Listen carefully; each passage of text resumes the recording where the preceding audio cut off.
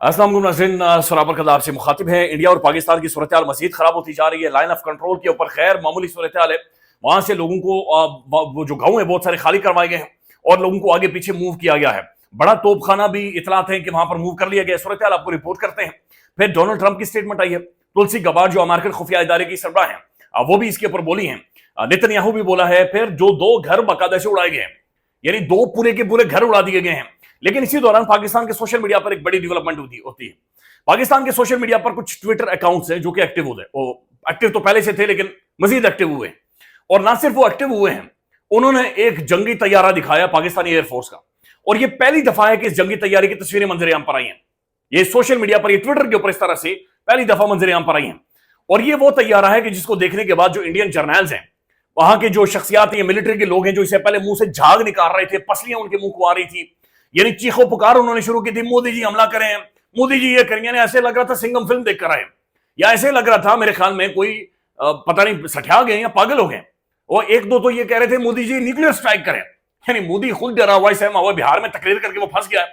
उस तस्वीर के बाद यकीन माने कि वो बिल्कुल बैकफुट पर, उनकी चीखें नहीं बल्कि पसलियां मुंह को आई हैं। ये क्या ड्रामा है।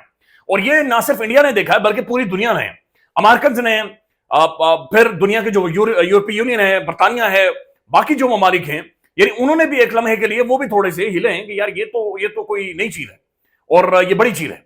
ये आपके सामने रख देते हैं। साथ साथ नाज़रीन कुछ और चीजें। लेकिन सबसे पहले मैं एक दफा फिर ये अर्ज करना चाहता हूं, मैं कोई वॉर मोंगर नहीं हूं। जंग हल नहीं है, जंग नहीं होनी चाहिए किसी भी सूरत, किसी भी हालत में जंग नहीं होनी चाहिए। इमरान खान के दौर में भी इमरान खान ने ज्वाइंट इन्वेस्टिगेशन के बारे में कहा था कि आए मिलकर मामले को इन्वेस्टिगेट करते हैं और आगे बढ़ते हैं। यानी ज्वाइंट इन्वेस्टिगेशन, ऐसी ऑफर्स उनके सामने मौजूद थी।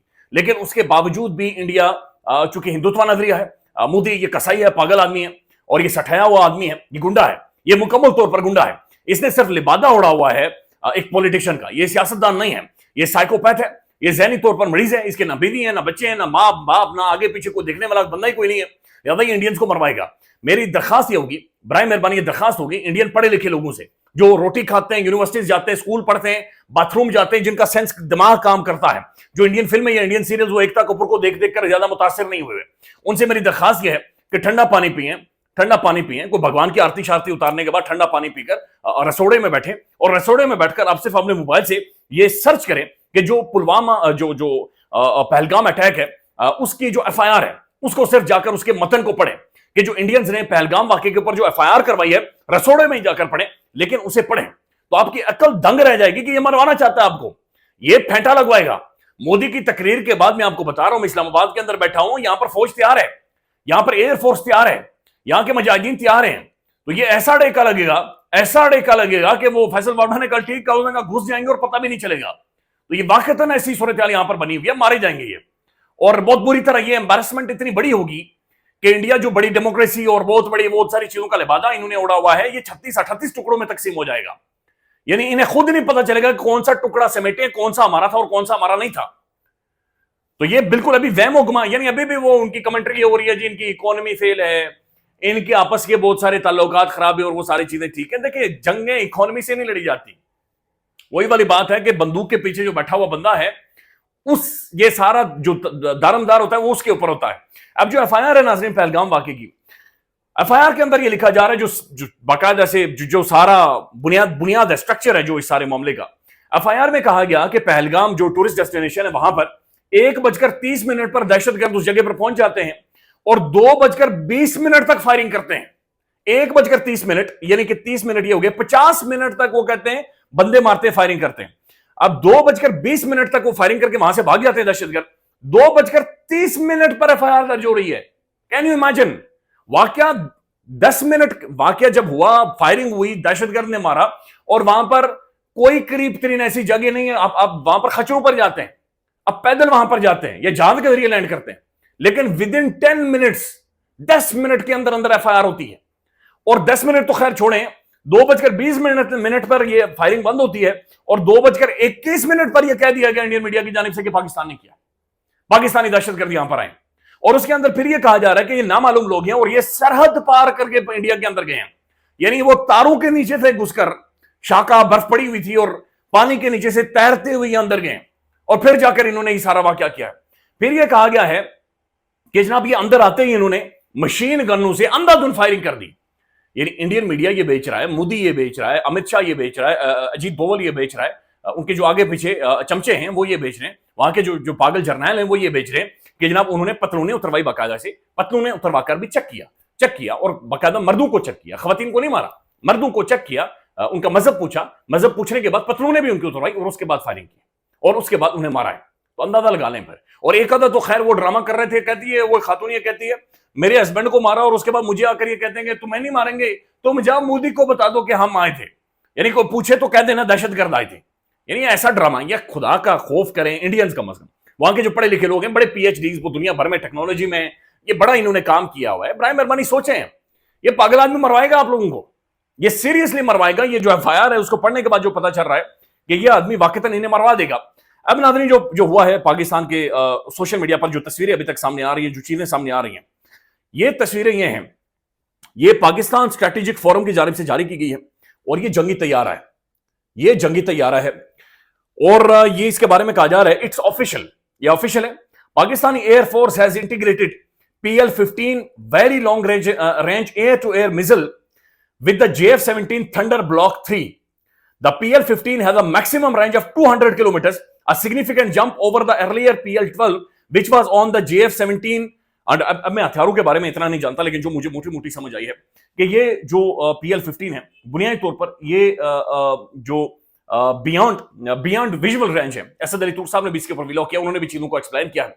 तो बुनियादी तौर पर होता यह है कि जो एक विजुअल रेंज होती है, यानी जब आप जेट उड़ाते हैं और किसी भी दूसरे टारगेट को टारगेट करते हैं तो वो एक विजुअल रेंज के अंदर आता है, आपको नजर आ रहा होता है और आपकी रेंज उस तक पहुंच रही होती है, आपको सिग्नल्स मिल रहे होते हैं, आप टारगेट सेट करते हैं बाकायदा से, उसके बाद आप उसे हिट करते हैं। जब आपके जहाज या जो फाइटर जेट्स होते हैं हवा में होते हैं, दिस इज हाउ वो सेंसर के जरिए सेंस करके फिर देखकर बाकायदा से उन्हें लोकेट करके फिर टारगेट करते हैं। लेकिन एक चीज होती है बियॉन्ड विजुअल रेंज, यानी जो आपकी देखने की रेंज से ही बाहर होता है, या जो आपको नजर ही नहीं आता, जो रेंज से ही बिल्कुल बाहर है।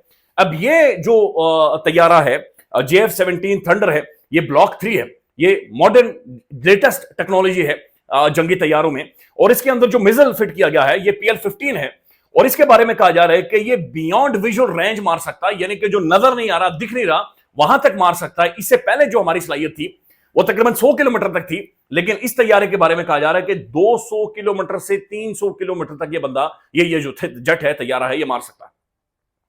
और ये लगातार शेयर हो रहा है सोशल मीडिया पर, ये मैसिव इसकी जो सर्कुलेशन है ये हो रही हैं, और मुख्तलिफ जो पाकिस्तान स्ट्रेटेजिक फोरम्स, अच्छा फिर AM राड first ever picture of PL-15 long range beyond visual range missiles mounted on JF-17 thunder block 3।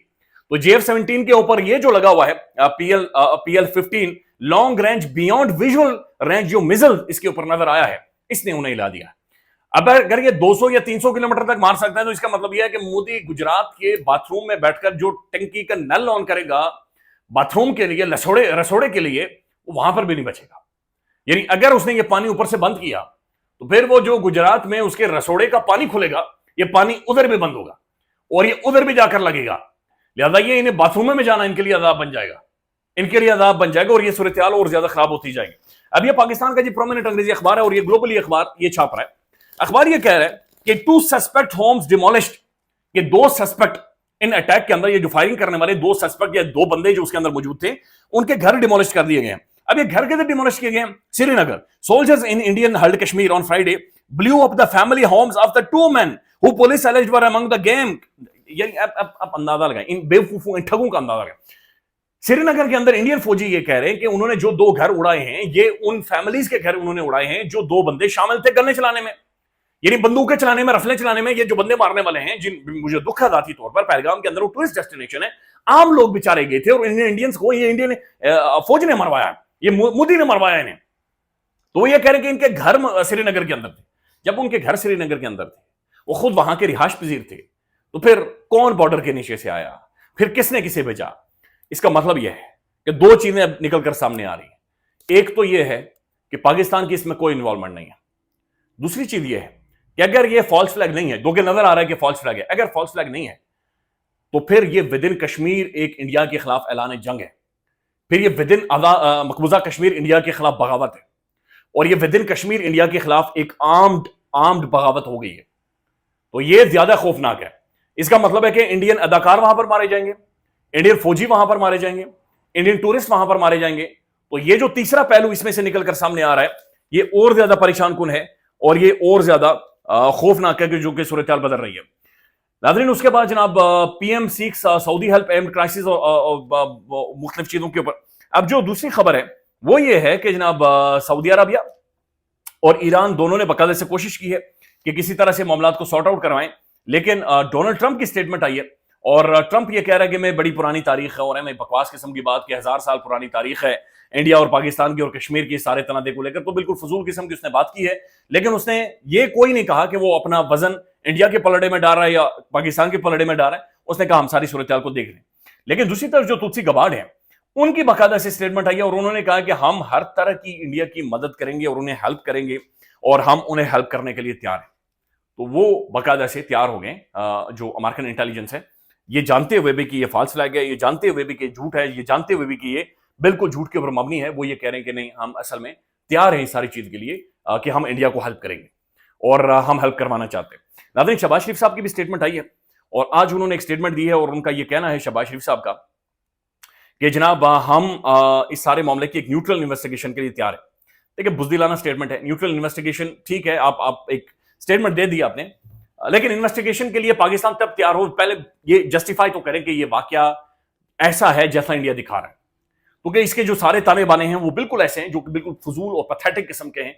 ये well thought out, well craft किस्म की एक फिल्म है, इंडियन फिल्म है जो कि बनाई गई है और फिल्म बनाकर बाकायदा से दिखाया जा रहा है और चीजों को मैनेज किया जा रहा है। अब नाज़रीन, लाइन ऑफ कंट्रोल के ऊपर फायरिंग हो रही है, शदीद तरीन वहां पर झड़पें हो रही हैं, वहां पर लोगों को वहां से मूव ऑन करवाया गया है, वहां पर गांव खाली करवाए गए हैं और कुछ लोग ये भी कह रहे हैं कि जो बड़ा तोपखाना है जो कि बड़ी दूर तक तोपखाना मार करता है वो भी वहां पर पहुंचा दिया गया है और दोनों तरफ से शदीद तरीन झड़पें लाइन ऑफ कंट्रोल के ऊपर जा रही हैं और वहां पर जो जमीन है वो गर्म हो रही है, वहां पर जमीन तत्ती हो रही है और फौजें आमने सामने आ रही हैं।